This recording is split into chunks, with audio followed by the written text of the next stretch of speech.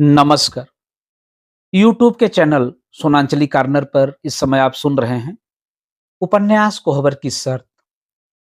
कोहबर की शर्त जिसे लिखा है केशव प्रसाद मिश्र ने।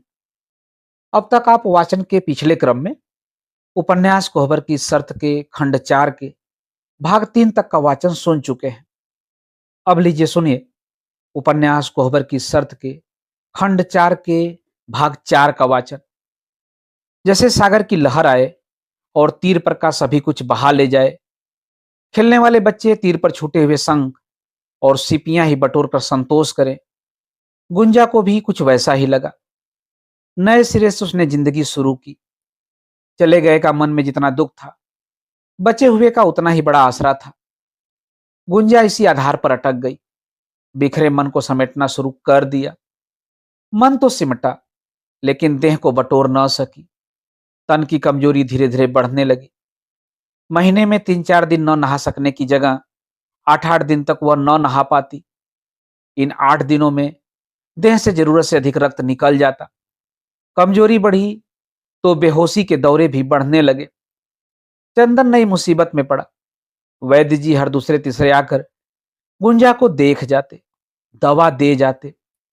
आने जाने की परेशानियों से बचने के लिए वैद्य जी ने गुंजा को चौबे छपरा ही चलने को कहा, लेकिन गुंजा ने स्वीकार कर दिया। दवा से अच्छा होना है तो यहां रहकर भी अच्छा हुआ जा सकता है। आषाढ़ लग गया था। पानी 1-2 बार बरस गया तो लोग हल बैल लेकर खेत जोतने को दौड़े। चंदन सुस्त रहा। समहूत नहीं करोगे क्या? गुंजा ने चंदन से पूछा। नहीं, अभी तो मन नहीं करता। इस साल बाढ़ आने की पारी है। भदई बोने से कोई लाभ ना होगा। पहले ही खराब सोचोगे तो कैसे होगा? जो मेरा मन कहता है वही मैं करता हूं गुंजा। मन के खिलाफ जब कभी किया है भोगना पड़ा है। गुंजा चुप लगा आ गई। आषाढ़ बीतते बीतते गुंजा ने चारपाई पकड़ ली। चंदन का एक पैर खंड में, दूसरा घर में रहने लगा। कब गुंजा बेहोश हो जाए अंदाज नहीं लग पाता। जब वो बाहर जाता तो रामू को घर में बिठा जाता।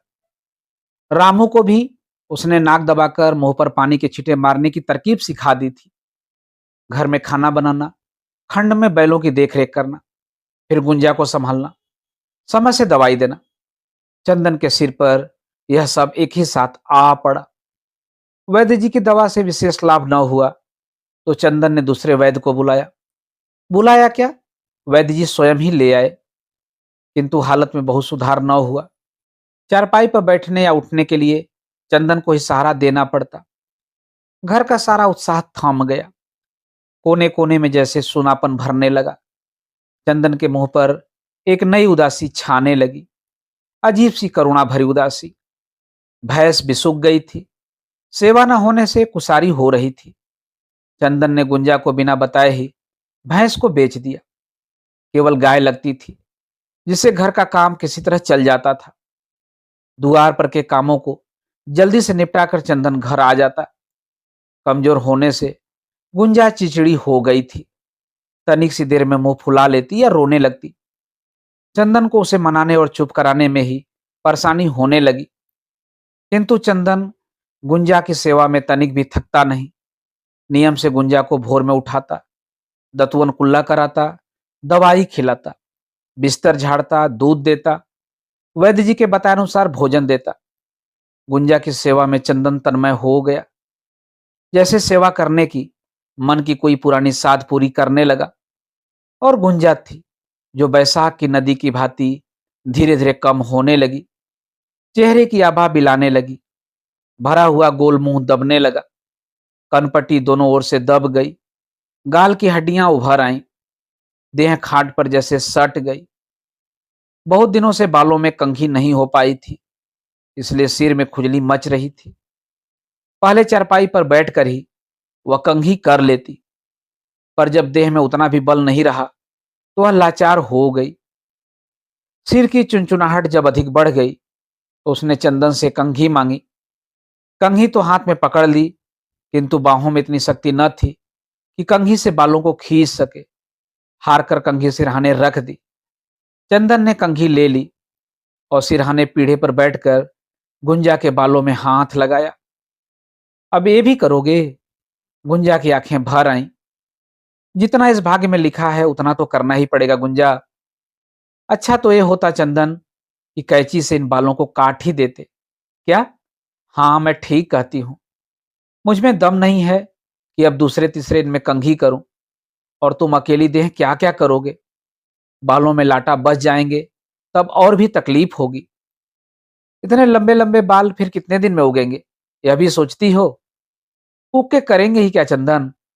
अब ये किस काम के रहे? अब तो इनको संवारने में भी लोगों को बुरा लगेगा। कापर करूं मैं सिंगार? चंदन कुछ नहीं बोला, बालों में कंघी करता रहा। 4-5 बार में ही टूटे हुए बालों से कंघी भर जाती। चंदन जब कंघी साफ करने लगा तो गुंजा फिर बोली, इन्हें टिकना नहीं है चंदन। ऐसी बीमारी में ये बाल बचेंगे नहीं। मेरा मोह न करो, इन्हें काट डालो। तुम्हारा मोह मैंने किया ही कब है गुंजा? और अब मोह करने न करने से होता ही क्या है? जैसे देह के लिए दवा खा रही हो, वैसे ही इनके लिए भी तो कुछ होना चाहिए। आखिर ये भी तो उसी देह में है। तुम तो मानते ही नहीं हो। मैं तो कहती हूं कि अब दवा पानी भी बंद कर दो। जिससे कुछ लाभ ही न हो, उसे खाना न खाना दोनों बराबर है। जब दुख ही भोगना है तो दुनिया भर की परेशानी में अपने को डालने से क्या लाभ? बकबक न करो, चुपचाप पड़ी रहो। जब बोलना चाहिए था उस समय तो मुंह में ताला पड़ा था। जब चुप रहना चाहिए तो दुनिया भर का ज्ञान उपदेश छांट रही हो। कंघी करने में मुट्ठी भर बाल टूटकर निकल गए। धरती पर गिरे हुए बालों को फेंकने के लिए चंदन उठाने लगा तो करवट घूमकर गुंजा बोली, देखा, तुम मेरा कहा तो मानते नहीं हो। चंदन कुछ नहीं बोला, जंगले से बालों को घुमेट कर बाहर फेंक दिया। गुंजा फिर टुकुर टुकुर ताकती रही। 15-20 दिन बाद गुंजा की हालत सुधरने लगी। सावन की बरसात शुरू हो गई थी। 10-12 दिन जाते जाते सोना में जल भर गया। चारों ओर हरियाली छा गई थी। लोगों ने भदई बो दी थी, किंतु चंदन था कि गुंजा की बीमारी से कुछ कर ही न पाया। पचीसा ने अपने मन से थोड़ा सा खेत बो दिया था। खेत और खंड की देखरेख पचीसा ही करने लगा था। रात को अपने घर न रहकर चंदन के द्वार पर ही सोता, क्योंकि चंदन के लिए रात में भी घर में ही रहना जरूरी हो गया था। गुंजा का बुखार धीरे धीरे घटने लगा। बेहोशी के दौरे भी देर से आने लगे। इस बार वैद्य जी ने नाक में डालने को ऐसी दवा दी थी जो तुरंत बेहोशी को दूर कर देती थी। इसलिए बेहोशी के बाद होने वाली कमजोरी से गुंजा बचने लगी। वैद्य जी के चेहरे पर प्रसन्नता दिखी तो चंदन को अपार खुशी हुई। सोना का जल धीरे धीरे ऊपर चढ़ रहा था। भादों लगते ही गंगा जी ने भी जोर पकड़ा तो सोना और भी उफन गई। दोनों ओर के सरेहों में जल भर गया। बलिहार के चारों ओर बाढ़ आ गई। खेतों की फसल एकदम डूब गई। लोग वाहनों पर इधर उधर आने जाने लगे। इन 20-25 दिनों में गुंजा की स्थिति काफी संभल गई थी, किंतु महीने अर्थात मासिक धर्म के समय फिर से जरूरत से अधिक खून जाने लगा। चौथे पांचवें दिन तो देह में अपार शिथिलता आ गई। बिस्तर की चादर अक्सर खराब हो जाती। चंदन ने पचीसा को वैद्य जी के पास चौबे छपरा दौड़ाया। दोपहर को खाकर गुंजा सो गई थी। सोकर उठने के बाद दवा में मिलाकर देने के लिए चंदन पान का रस गार रहा था। सोई सोई ही गुंजा हिचक हिचक कर रोने लगी। चंदन रस गारना छोड़कर गुंजा को जगाने लगा। गुंजा ने आंखें खोली तो चंदन को अपने ऊपर झुका देखा। उसकी दोनों बाहें पकड़ जैसे डरकर बोली, चंदन, अरे क्या बात है, रो क्यों रही हो? और चंदन आंचल से गुंजा की आंखें पोंछने लगा। गुंजा तेजी के साथ हाँफ रही थी। चंदन ने फिर पूछा, आखिर हुआ क्या? डर गई क्या? गुंजा की आंखें एकदम सफेद हो गई थी। डरी हुई धसी आंखों के सफेद कोए अजीब से लग रहे थे। 5-7 मिनट के बाद गुंजा कुछ ठीक हुई तो उसने चंदन की बाहें छोड़ दी। चंदन खाट की पाटी पर बैठ गया तो चित लेटी हुई गुंजा चंदन का मुंह निहारने लगी। कुछ बोलोगी नहीं? क्या सोच रही हो? सोच रही हूं कि बहिना के ब्याह में कोहबर की रात जब तुम ऊग रहे थे तो तुम्हारे मुंह पर पानी डालकर आंचल से मैंने ही तुम्हारा मुंह पोंछा था। याद है चंदन? और आज तुम मेरे आंसू पोंछ रहे हो। लू की गर्म बयार जैसे देह के असंख्य रोंगटे खड़े कर दे। चंदन वैसी ही बयार की चपेट में आ गया। भूल गए क्या चंदन? नहीं, याद है गुंजा। और यह भी याद है कि उसी रात तुमने एक शर्त भी बदी थी। लेकिन शर्त क्या थी? आज तक मेरी समझ में नहीं आया। गुंजा की आंखों की कोरों से फिर टप टप आंसू गिरने लगे। चंदन के मुंह पर निगाह गड़ा, जैसे कहीं दूर देखती हुई जोर लगाकर सांस खींचकर बोली, अच्छा ही हुआ चंदन जो नहीं समझे। वह तो ऐसी शर्त थी जिससे हम दोनों ही हार गए। गुंजा की सांस फिर तेज चलने लगी। कमर के नीचे बिस्तर की चादर खून से तर हो गई थी। चादर बदलने के लिए चंदन ने गुंजा को करवट लिटाया तो मूर्छा का आक्रमण हो गया और वह आंखें मूंद कर जैसे किसी शून्य में खो गई। चंदन उसकी नाक में दवा डालकर बेहोशी दूर करने की प्रतीक्षा में चिंतित डरे मन से उसके सिरहाने बैठ गया। गुंजा के चेहरे पर पसीने की बूंदें मोती के दानों की तरह उभरने लगी। चंदन अपने गमछे से धीरे धीरे उन्हें पोंछता जा रहा था।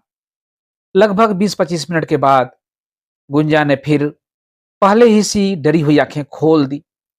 चारों ओर देखकर बोली, चंदन क्या है? सामने आओ, इस तरफ। चंदन गुंजा की खाट की दाहिनी पार्टी पर बैठ गया। गुंजा का चेहरा इस बार पहले से भी अधिक भयभीत लग रहा था, बेहद डरा हुआ। मैं यही हूं गुंजा, तुम इतना घबराती क्यों हो? मैंने अभी एक सपना देखा है चंदन, कि आसमान में चारों ओर काले काले घटाटोप बादल घिरे हैं और एक बहुत चौड़ी नदी है जिसके किनारे बहुत ऊंचे हैं।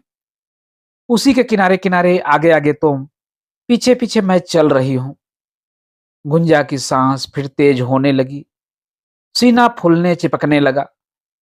बहुत ही कोशिश के बाद वह फिर कहने लगी, और चंदन, मेरी गोद में एक छोटा सा बच्चा है। बच्चे को गोद में चिपकाए तुमसे सटी हुई मैं जल्दी जल्दी दौड़ रही हूं और बलिहार के लोग हम लोगों को खेदते हुए पीछे पीछे चले आ रहे हैं। एकाएक तुम्हारे पांव के नीचे का कगार फट जाता है और तुम नदी में गिरकर डूब जाते हो। चंदन, तुम डूब जाते हो। सांस फिर तेज हो चली। मुंह पसीने से तर होने लगा। चंदन उसके मुंह पर हवा करते हुए बोला, लेकिन तुम हाफती क्यों हो? सपने से इतना क्यों डरती हो? नहीं नहीं चंदन, मेरे सपने झूठे नहीं होते। ब्याह के पहले भी जो सपना देखा था वह एकदम सच हुआ। अब यह भी सच होगा क्या? क्या कभी ऐसा भी हो सकता है? चंदन, हाफती हुई बेहद डरे स्वर में गुंजा बोली, तब क्या होगा? फिर गले से हल्की सी आवाज निकलते निकलते गले में ही अटक गई। गुंजा की आंखें मूंद गईं। चेहरा शांत, स्निग्ध और शीतल हो गया। चंदन ने समझा बेहोशी का दौर आया है। नाक में दवा डाल गुंजा के होश में आने की प्रतीक्षा में वह चुपचाप बैठा रहा। उसी समय वैद्य जी पहुंचे। बेटी की नासिका पकड़ी तो चौंक गए। कनपट्टी के नीचे दबी हुई हथेली पकड़कर बांह सीधी करने लगे तो चंदन गुंजा का सिर उठा सहारा देने लगा। छोड़ दो चंदन, अब छोड़ दो। क्यों, क्या हुआ? जो होना था सो हो गया चंदन। गुंजा चली गई। अभी आप सुन रहे थे उपन्यास कोहबर की शर्त के खंड 4 के भाग 4 का वाचन। अब लीजिए सुनिए उपन्यास कोहबर की शर्त के खंड 4 के आखिरी भाग अर्थात 5वें भाग का वाचन। बसवारी में पानी भरा था। बाढ़ के दिनों में सांप प्रायः इन बांसों पर ही लिपटे रहते थे, इसलिए बांस काटना खतरनाक काम था। सांझ हो चली थी, इसलिए यह काम और भी कठिन था, किंतु बांस तो काटना ही था। चंदन चुपचाप दीवार के सहारे पीठ टेक कर जड़वत बैठा था। सभी लोग उसे समझा रहे थे। वैद्य जी बार बार उसे उठने को कह रहे थे कि देर हो रही है चंदन, बाढ़ बूढ़े का दिन, अंत्येष्टि क्रिया आज ही हो जानी चाहिए। किंतु चंदन पर इसका कोई असर नहीं हुआ। कफन पहनाना था, देर हो रही थी। पचीसा आया और चंदन की दोनों काखों के पीछे से हाथ लगा, जबरदस्ती उठाकर आंगन में ले आया। बांस भी वहीं काट लाया था। अर्थी बन गई थी। गुंजा के शव को स्नान कराकर कफन पहना दिया गया तो घर में से विमान पर रखने के लिए वैद्य जी ने चंदन का कंधा पकड़कर उठाया। क्या है? उठो, हमारे साथ भीतर आओ। चंदन चुपचाप उठ गया। घर में गुंजा कफन में लिपटी हुई धरती पर पड़ी थी। यह क्या? चंदन ठिठक गया। कुछ नहीं चंदन, कुछ नहीं, धीरज धरो। आओ, उठाने में सहारा दो, मन में ढांढस करो। चंदन लो, गर्दन और कंधों के नीचे हाथ लगाओ। गर्दन की ओर चंदन और पैर की ओर से वैद्य जी ने शव को उठाकर आंगन में रखे हुए विमान पर लिटा दिया। लोग अर्थी उठाने को तैयार खड़े थे। सबसे पहले रामू को कंधा लगाना था। वैद्य जी कुछ बोल न पाए। फिर चंदन ने अर्थी में हाथ लगाया। एक ओर चंदन, दूसरी ओर वैद्य जी। पीछे की ओर गांव के दो आदमी और अर्थी मचर मचर करती हुई कंधों पर उठ गई। ले बाबुल घर आपनो, मैं चली पिया के देश। मरघट तो पानी में डूबा था। जलाने की कोई सुविधा न थी। शव को केवल जल में प्रवाह कर देना था। गंगा जी का जल तो चारों ओर फैला था, किंतु शव को गंगा की मुख्य धारा में ही डालना था। गंगा जी वहां से लगभग 2 मील पड़ती थी। गांव के किनारे 4 डोंगियां आदमियों से भरी हुई तैयार थी। 5वीं डोंगी के बीच की जगह चाचर से पाट कर अर्थी रखने लायक बनाई गई थी। अगली फेंक पर चंदन, वैद्य जी और रामू बैठे। पीछे की ओर 3-4 लोग, आगे आगे अगल बगल। पांचों डोंगियां बरसात की उस अंधेरी रात में गंगा जी की ओर बढ़ चली। सुनसान भयानक रात। केवल एक नाव पर जलती लालटेन का प्रकाश आगे की राह दिखा रहा था। आकाश के घने काले भूरे बादलों ने विदा की इस बेला को और भी भारी कर दिया था। बलिहार छूटा। गंगापुर की घनी बसवारियों से भी आगे निकल गए। गंगा जी की मुख्य धारा अभी आधा मील थी। बाढ़ का उफनता हुआ जल लोगों के मन में और भी भय भर रहा था। गांव की बीच धारा में जब डोंगियां पहुंच गईं, तो पुरोहित ने गुंजा के मुंह पर का कपड़ा हटाते हुए कहा, बेटी का मुंह आखिरी बार देख लीजिए वैद्य जी। वैद्य जी कुछ पास सरक आए। लालटेन की रोशनी मुंह पर कर दी गई। वैद्य जी पीछे हटते हुए बोले, चंदन, तुम भी आ जाओ। चंदन ने पास आकर गुंजा के मुंह पर का कपड़ा अच्छी तरह से हटा दिया। लालटेन अपने हाथ में लेकर बत्ती उकसाकर रोशनी तेज कर दी। घुंघराले बाल, उबरे ललाट के नीचे मुदी हुई आंखें, जैसे गाढ़ी निद्रा में लीन। वैद्य जी मुंह तोप दूं? चंदन ने पूछा। वैद्य जी फपक कर रो पड़े। चंदन ने मुंह ढक दिया। आगे पीछे दोनों बांसों में मिट्टी के 4 घड़े मजबूती से बांध दिए गए। 2 डोंगियां कठिनाई से सटाकर पानी में अर्थी उतारी जाने लगी। एक ओर के बांस चंदन पकड़ा था, दूसरी ओर के 2 आदमी। चंदन, साध के छोड़ना एक साथ, वैद्य जी बोले।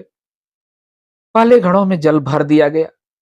फिर लोग एक दूसरे से छोड़ने के लिए कहने लगे, किंतु चंदन था जो बांस को पकड़े रहा। चंदन छोड़ो, छोड़ो चंदन, खतरा करोगे क्या? बड़ी गंगा की धारा है, नाव उलट जाएगी। वैद्य जी ने चंदन का हाथ झकझोर कर छुड़ा दिया। गहरे अतल जल में गुंजा समा गई। हल्की सी एक भंवर आई, लेकिन साध कर हिसाब से नावें बलिहार को मोड़ दी गई। गांव की ओर पीठ करके बैठा हुआ चंदन भौरों से भरी हुई उस मटमैली धारा को थोड़ी देर चुपचाप देखता रहा। फिर अपने मुड़े हुए दोनों घुटनों के बीच सिर टेक उसने आंखें मूंद ली। मित्रों, अभी आप सुन रहे थे उपन्यास कोहबर की शर्त। मित्रों, अगर सच कहूं तो इस उपन्यास के इस आखिरी कड़ी के वाचन में मुझे भी कई बार भावावेश से गुजरना पड़ा है। कई बार आंखों में आंसू आए हैं। आपको यह उपन्यास कैसा लगा? जरूर अपनी प्रतिक्रिया कमेंट बॉक्स में दीजिएगा। तो मिलते हैं एक और नए कहानी और उपन्यास के साथ। जुड़े रहिए यूट्यूब के चैनल सोनांचली कार्नर से। धन्यवाद। नमस्कार।